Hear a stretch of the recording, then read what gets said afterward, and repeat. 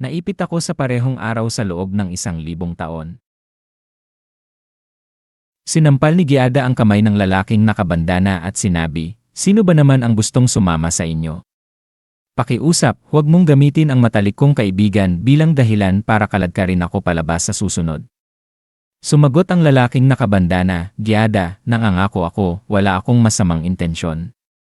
Pwede naman tayong magsimula bilang magkaibigan." Malamig na tugon ni Giada, "Huwag mong isipin na dahil isa kang elite sa Wall Street o anak ng may-ari ng bangko, may karapatan ka ng ligawan ako." Lumapit siya kay Wu Chen, hinawakan ang balikat nito, at idinagdag, "Kung kailangan ko talagang pumili ngayon, siya ang pipiliin ko." Napatitig ang lalaking nakabandana, hindi makapaniwala. "Ano? Giada, hindi mo man lang siya kilala?" Kalmadong sabi ni Wu Chen, "Binibini, pakiusap, magpakita ka ng kaunting respeto." Sabay marahang itinulak ang kamay ni Giada palayo, napabuntong hininga si Tom Brady, "Kapatid, masyadong maingay dito. Hanap tayo ng mas tahimik na lugar para mag-usap." Naisip ng lalaking nakabandana, Ang mapalad na lalaking pinili ni Giada, siya pa ang nagsasabing magpakabait siya. Samantala, inisip ni Giada, hindi niya alam kung sino ako. Nakakatuwang lalaki. Nakuha mo ang interes ko. Pinanood niyang lumalakad palayo sina Wu Chen at Tom Brady. Isang araw ang lumipas, sinabi ni Tom Brady, "Kapatid, sumama ka sa akin." May nahanap ako, biglang huminto sa harapan nila ang isang kulay ubeng sports car. Sumilip si Giada mula sa upuan ng driver at sinabi, "Saan kayo pupunta? Gusto niyo bang ihatid ko kayo?" Nag-alinlangan si Tom Brady, "Kapatid, siya ay," pinutol siya ni Giada, "ano tungkol sa akin? Siya ang kinakausap ko. Wala kang kinalaman dito." Tinignan niya si Wu Chen at nagpatuloy, "Chen, tagapagbenta ng impormasyon, kapitalista, senior partner ng 2 sindikatong kriminal sa China, at espesyal na bisita ng isang prinsipe sa gitnang silangan. Para sa isang ordinaryong lalaki, kahanga-hanga ka." Napatitig si Wu Chen, bahagyang kumurap ang mga mata. "Iniimbestigahan mo ako? Ano ang pakay mo?"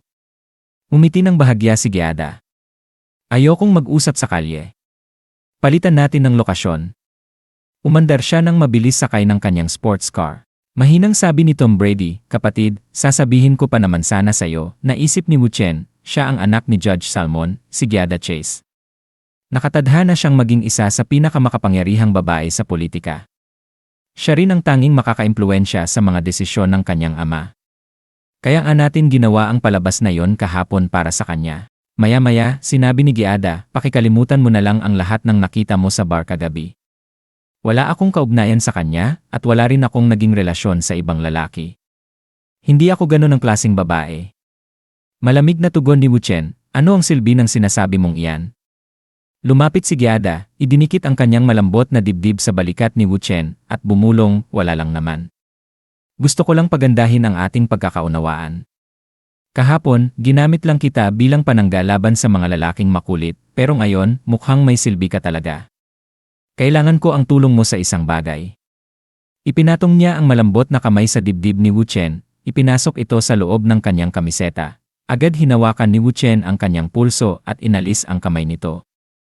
"Iyan ba ang gusto mong ipagawa sa akin? Mukhang hindi ito legal." Ngumiti si Giada at nagsabi, "Sige, diretso na tayo sa negosyo." May isang lalaking nagngangalang John Johnson. Isa siyang retiradong miyembro ng Special Forces na nagtayo ng club. Sa panlabas, mukha itong Yevhen, pero sa likod nito, nag-organisa sila ng mga ekstremong survival game at kumakalat ito sa buong mundo. Sinumang mananalo sa laro ay makakakuha ng $1,000,000, kaya dagsa ang mga gustong sumali. Pero iisa lang ang nananalo at ang iba nawawala. May malalakas siyang koneksyon. Kahit ang ama ko, hindi ma-access ang lahat ng ebidensya. Sa paparating na halalan, ang partidong sumusuporta kay John ay pinakamalaking karibal ng partido ng aking ama. Kailangan kong malaman kung ano talaga ang binabalak nila, at ikaw ang pinakamainam para sa trabahong iyon." Sinabi ni Wu Chen, "Kaya gusto mong ako ang mangalap ng ebidensya, pabagsakin ang mga taga-suporta ni John, at tulungan ang partido ng ama mo na manalo sa eleksyon." Tumango si Giada. "Eksakto." Inabot niya ang isang folder ng mga dokumento. Naisip ni Wu Chen, si John ay miyembro ng Progressive Party. Naalala ko na, sa orihinal na timeline, ang Progressive Party ang nanalo sa halalan. Napapanahon ang pabor na ito, pagkatapos ay sinabi niya, "Sige, sisimulan ko ang investigasyon." Pero may mga kondisyon ako. Ngumiti si Giada, basta matapos ang trabaho, sabihin mo lang ang kapalit. May laro sa club makalipas ang 3 araw. Gagawa ako ng paraan para makapasok ka. Sa Thunder Club, isang lalaking blonde ang sumigaw, sa wakas, magkakaroon ng saysay ang malaskong buhay. Ibubuhos ko na ang lahat. Tumawa ang isang matabang lalaki, kapag nanalo ako ng 1 milyon, lilipad ako sa Thailand at magpapakasaya ng 10 taon. Hahaha. Nakunot noo si Wu Chen at naisip, akala ko staff ako, contestant pala. Malakas na sigaw ng announcer, ang laro ngayong araw ay may 3 round. Ang unang round, finger snap. Mayroon kayong 1 oras. Ang unang makakaputol ng pinky finger ng 2 kalaban ay makakapasok sa lounge para sa susunod na round. Walang limitasyon kung paano ninyo ito gagawin. Kapag tapos na ang oras at hindi ninyo natapos ang layunin, talo kayo. Tandaan, pinirmahan niyo ang waiver, ang buhay at kamatayan ay nasa inyong kamay. Magsimula na tayo. 3, 2, 1 go. Nagkagulo ang lahat, lumingon si Wu Chen nang marinig ang isang sigaw, ah.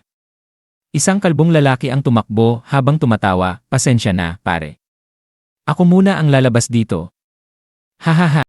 Biglang hinawakan ng isang batang lalaki ang kamay ni Wu Chen at mumisi, hehehe, ikaw muna ang nakuha ko. Naging malamig ang ekspresyon ni Wu Chen. Ikaw.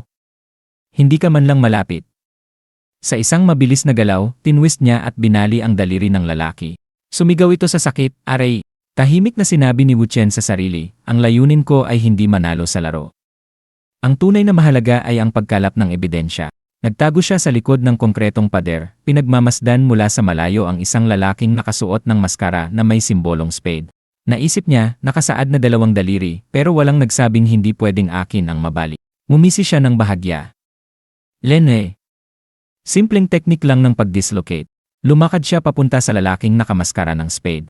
Umalinggaw sa speaker ang tinig ng staff, Wu Chen, kwalipikado. Tahimik na lumakad si Wu Chen pasulong, pagkaraan ng ilang sandali, binuksan niya ang isang metal na pinto. Bumulong siya, ang susunod na round anong klaseng laro kaya ito ngayon? Isang lalaking nakamaskara ng spade ang nakatayo sa entablado at inanunsyo, magaling mga kalahok. Ngayon, magpahinga muna kayo. Pahinga ang tema ng round na ito. Kailangan niyong mabuhay ng 5 araw sa itinakdang lugar. Nakakalat sa paligid ang mga dilatang pagkain at tubig, huwag niyong kalimutang hanapin. At tandaan, ang layunin ay magpahinga kaya huwag kayong masaktan. Habang tumitingin-tingin ang mga kalahok, napagtanto nilang isa itong malaking bitad.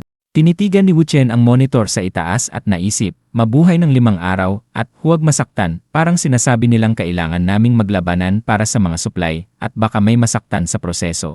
May sumigaw, mga tanga. Bilisan niyo at kuhanin ang mga supply. Nanatiling kalmado si Wu Chen at nag-isip, kung wala akong dala, walang papansin sa akin. Ang una kong kailangang gawin ay humanap ng ligtas na taguan. 2 araw. Nakahiga si Wu Chen sa sahig at bumulong, gutom na talaga ako. Panahon na para mangaso. Mula sa mataas na pwesto, nakita niyang sinisipa ng kalbong lalaki ang isa pang kalahok. Sumigaw ang binubugbog, akin ito. Nilabanan ko ito. Hindi ko ibibigay. Itinapon siya ng kalbong lalaki na parang basura. Gumulong siya sa sahig at biglang naglaho. Natigilan ang kalbong lalaki sa gulat. Bago pa siya makabawi, may biglang sumunggab ng bag ng supply niya at tumakbo palayo. Napamura ang kalbo, grabe ka naman. Isang bakal na pamalo ang tumama sa kanyang binti.